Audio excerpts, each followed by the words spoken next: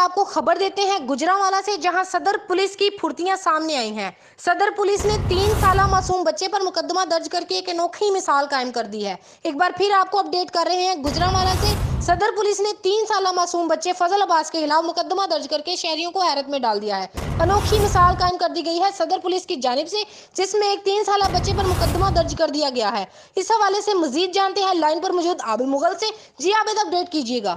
अच्छी बिल्कुल दुरुस्त कहा आपने। ये थाना सदर पुलिस की फुर्तियाँ सामने आई हैं, जिसमें सदर पुलिस ने पुराना ख्याली में गैर कानूनी मजलिस करवाने पर एक 3 साला मासूम बच्चे जिसका नाम फजल अब्बास बताया जाता है के खिलाफ लाउड स्पीकर एक्ट की खिलाफवर्जी करने पर 16 MPO के तहत मुकदमा दर्ज करके एक अनोखी मिसाल कायम की है। मासूम 3 साला फजल अब्बास के खिलाफ मुकदमा दर्ज होने के बाद इसके वर्सा ने अदालत से अबूरी जमानत के लिए रजू किया, जिस पर अदालत ने फजल अब्बास की 10 सितंबर तक जमानत की मंजूरी दे दी है। जी।